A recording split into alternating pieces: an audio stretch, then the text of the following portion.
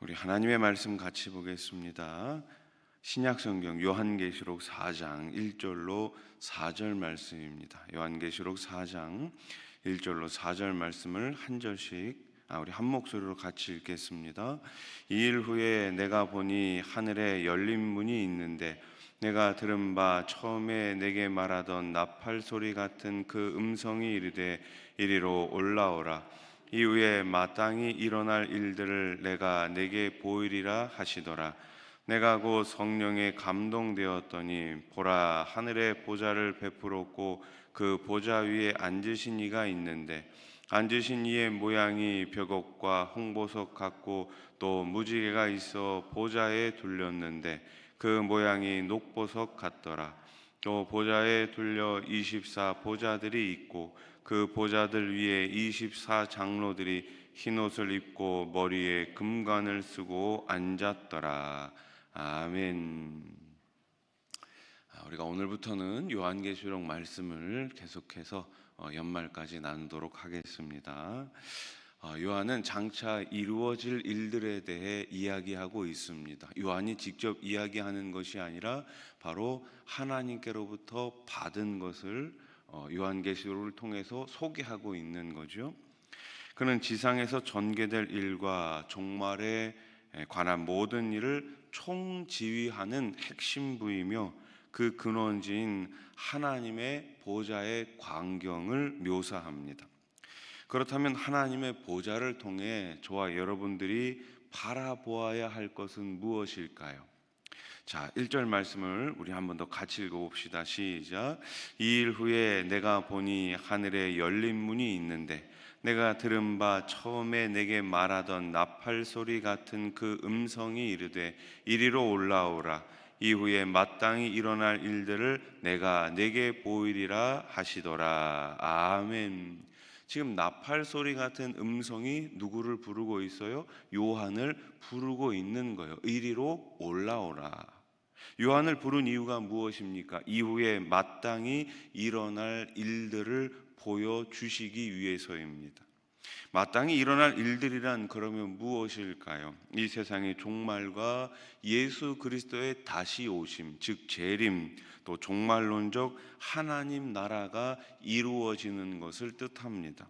여기서 주목해야 할 단어가 바로 마땅히라는 단어예요.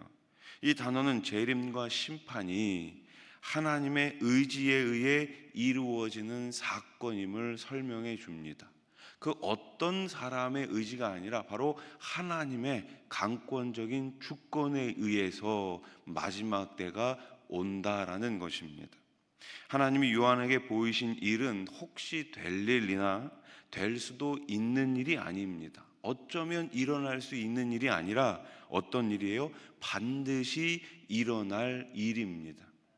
하나님의 말씀을 우리는 이미 그래서 이루어진 것으로 믿고 받아들여야 하는 것이지요. 이것이 바로 진정한 믿음입니다. 말씀 앞에 이 말씀이 그대로 이루어질 것을 믿는 믿음이야말로 우리 하나님이 기뻐하시는 믿음이 아니겠습니까? 그래서 성령 충만이라는 것도 그래요. 어떤 의미예요? 성령 충만은 하나님의 말씀에 귀를 기울이는 그 상태뿐만 아니라 그 말씀에 순종할 때 성령 충만이 우리 가운데 임하게 되는 것입니다. 자, 2절 말씀도 다시 보세요. 시작. 내가 곧 성령에 감동되었더니 보라, 하늘에 보좌를 베풀었고 그 보좌 위에 앉으신 이가 있는데. 아멘. 요한은 하늘의 음성을 듣고 성령에 감동되었습니다. 요한은 성령으로 충만한 상태가 된 거죠. 말씀을 듣고 깨닫고 순종하는 것, 이 모든 것이 다 우리 성령 하나님의 역사입니다. 내 주장과 생각을 내려놓고 내 안에 계시는 성령께서 이끄시는 대로 우리는 나아가야 하는 것이지요. 내 뜻대로 가는 것이 아니라 성령님께서 말씀하시는 대로, 마치 사도 바울이 마게도냐로 선교지를 옮겼던 것처럼 그의 방향을 원래는 아시아 지역으로 계속 가기를 원했지만 밤에 하나님께서 성령님께서 나타나셔가지고 바울의 마음을 움직여 주셨듯이 거기에 따라 우리의 모든 것들을 내려놓고 순종하고 따라가는 것이야말로 바로 하나님 나라의 귀한 일꾼의 자세인 줄로 믿습니다. 여러분, 일꾼은 내 뜻대로 하는 것이 아니라 주인의 뜻대로 해야 되지 않겠습니까? 누가 신앙생활을 잘합니까? 말씀을 보고 말씀을 읽고 말씀대로 나아가는 사람이, 그런 사람이 신앙생활을 잘하는 것이 아니겠습니까? 우리가 운전을 합니다. 모르는 길을 가요. 아는 길이면 상관없겠죠. 모르는 길을 가요. 그 모르는 길을 가장 빨리 가장 안전하게 도착하는 제일 좋은 방법은 뭐예요? 내비게이션 따라, 그 음성 따라 가면 제일 빨리 제일 안전하게 도착할 수 있습니다. 뭐 내가 길 좀 안다고 해가지고 좌회전 하라고 하는데 여기선 우회전 해야지, 그러면 자꾸만 시간만 멀어지고 자꾸 이상한 데로 갈 수밖에 없는 거예요. 우리의 신앙이 이 세상의 풍조를 따라가는 것이 아니라, 이 세상의 인기를 따라가는 것이 아니라 하나님의 말씀을 따라가야 할 줄로 믿습니다. 요한은 보좌에 앉으신 이를 묘사하는데 무지개가 보좌를 둘렀고 그 모양이 뭐요? 녹보석 같았다, 이렇게 표현하죠. 3절 말씀 보세요. 앉으신 이의 모양이 벽옥과 홍보석 같고 또 무지개가 있어 보좌에 둘렀는데 그 모양이 녹보석 같더라. 아멘. 에스겔도 하나님에게서 나오는 광채가 무지개와 같다고 묘사한 부분이 나와요. 에스겔 1장 28절, 그 사방 광채의 모양은 비 오는 날 구름에 있는 무지개 같으니 이는 여호와의 영광의 형상의 모양이라 내가 보고 엎드려 말씀하시는 이의 음성을 들으니라. 아멘. 여러분, 무지개는 노아 홍수 심판 이후에 다시는 이 땅을 물로 심판하지 않겠다는 하나님의 약속의 증표 아닙니까? 무지개는 최후 심판이 임할 때 성도를 향한 자비와 긍휼을 잊지 않으시겠다는 약속이에요. 약속. 저와 여러분들을 마지막 때 구원해 주시겠다는 하나님의 약속의 표시인 거죠. 우리는 분노와 용서의 마음을 동시에 품기 어렵습니다. 그러나 하나님은 분노의 심판 중에서도 성도에게 긍휼을 베풀어 주시는 분이에요. 그래서 우리가 주님 앞에 회개하는 이유가 무엇입니까? 비록 내가 잘못했지만 내 잘못을 누가 용서해 주시기 때문에요? 우리 하나님이 용서해 주시기 때문에, 진노 가운데서도 긍휼을 베푸시고 용서하시는 하나님께 저와 여러분들의 모든 것을 맡기고 매일매일 회개의 자리에서 큰 기쁨을 얻으실 수 있기를 우리 주님의 이름으로 축원합니다. 요한은 하나님의 백성 전체를 상징하는 24 장로가 24개의 보좌에 앉았고 흰옷과 금관을 쓰고 있다고 묘사합니다. 4절 말씀, 또 보좌에 둘려 24 보좌들이 있고 그 보좌들 위에 24 장로들이 흰옷을 입고 머리에 금관을 쓰고 앉았더라. 아멘. 흰옷은 죄악으로 붉게 물들었던 죄인이 예수님의 보혈로 온전히 씻고 변화된 것을 상징합니다. 누가 흰 옷을 입을 수 있습니까? 예수님의 십자가 보혈로 깨끗하게 죄 씻음 받은 사람이 바로 흰 옷을 입을 수 있는 거예요. 흰 옷을 입은 자는 어린 양의 피로 온전히 깨끗하게 변화된 자들을 의미합니다. 이들은 모두 무엇을 쓰고 있어요? 금관을 쓰고 있습니다. 금관은 왕들이 쓰는 왕관이 아니라 믿음의 경주에서 승리를 거둔 자들이 받는 월계관과 같은 거예요. 여러분, 집에 금관 없으시잖아요.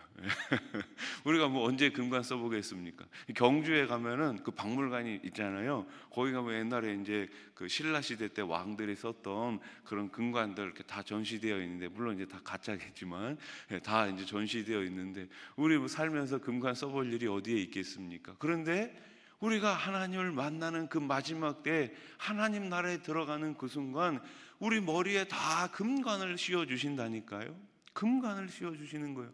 누가 이 금관을 쓸 수 있습니까? 이 땅 가운데에서 하나님의 말씀을 붙들고 매일매일 영적 전쟁에서 승리하는 사단의 공격에 맞서서 끝까지 인내하고 참고 견디고 말씀을 바라보고 십자가를 붙들고 주신 사명 감당하는 그 사람에게 하나님께서 빛난 면류관 금관을 씌워주시는 줄로 믿으시기 바랍니다. 아멘. 그리스도의 공로를 힘입어 인생의 경주에서 온전히 승리한 사람이 그 금관을 쓰게 됩니다. 흰옷과 금관을 쓴 장로들은 하나님 나라에 거할 저와 여러분들의 모습을 보여주고 있어요. 보좌, 하나님 옆에 수많은 보좌들이 바로 저와 여러분들의 자리라는 것입니다. 그러므로 흰옷과 금관을 쓴 영광스러운 모습을 우리도 바라보면서 오직 예수님만 따라가야 합니다. 아멘. 하나님의 보좌는 모든 것을 버리고 예수님만 쫓는 자들에게 약속된 자리입니다. 약속된 자리예요. 최후 승리를 얻기까지 성도는 마지막 그 순간까지 주의 십자가, 험한 십자가만을 붙들어야 할 줄로 믿습니다. 찬송가 150장 갈보리 산 위에 1절 가사가 이렇죠. 갈보리 산 위에 십자가 섰으니 주가 고난을 당한 표라. 험한 십자가를 내가 사랑함은 주가 보혈을 흘림이라. 최후 승리를 얻기까지 주의 십자가 사랑하리. 빛난 면류관 받기까지 험한 십자가 붙들겠네. 할렐루야. 기도하겠습니다. 하나님 아버지, 우리는 하나님 나라의 백성입니다. 이후에 우리는 하나님 그 보좌 우편에 함께 앉게 될 것입니다. 최후 승리를 얻기까지, 빛난 면류관 받기까지 주의 십자가를 사랑하고 험한 십자가를 오늘도 붙들며 주님 주신 사명을 끝까지 잘 감당할 수 있는 우리 교회, 우리 모든 성도들 되게 해 주시옵소서. 하나님 아버지, 빛난 면류관 받기까지 우리 앞에 놓여져 있는 수많은 경주들이 있습니다. 수많은 어려움들이 있을 것입니다. 그 어려움을 우리가 함께 손잡고 매일매일 승리의 발걸음을 옮겨갈 수 있도록 우리 교회 모든 성도들, 우리 주님께서 그 오른손 붙드시고 매일매일 통행해 주시옵소서.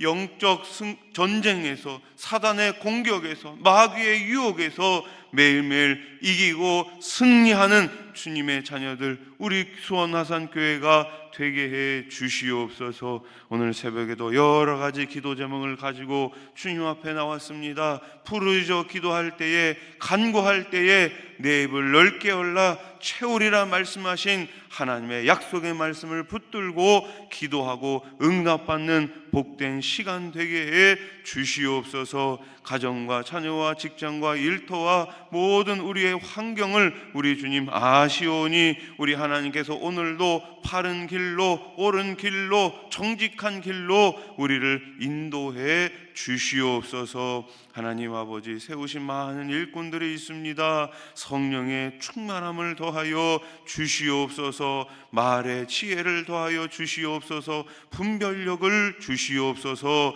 주신 사명 잘 감당할 수 있도록 매일매일 성령 충만케 해 주시옵소서. 병상에 계신 분들 이 시간 찾아가 주셔서 위로하여 주시고 어루만져 주시고 나사렛 예수 그리스도의 이름으로 치유하여 주시옵소서. 우리 자녀들, 특별히 우리 고3 수험생들 수능 시험을 마쳤습니다. 하나님 아버지, 이제 대학 진학을 놓고 준비하며 기도하고 있습니다. 우리 자녀들의 앞길을 친히 인도해 주시옵소서. 또한 군대 가 있는 자녀들, 지방에 가 있는 자녀들, 멀리 해외 나가 있는 자녀들, 어디에 있든지 예수 안에 있게 해 주시고 말씀 안에 거하게 해 주시고 예배자로 살게 해 주시옵소서.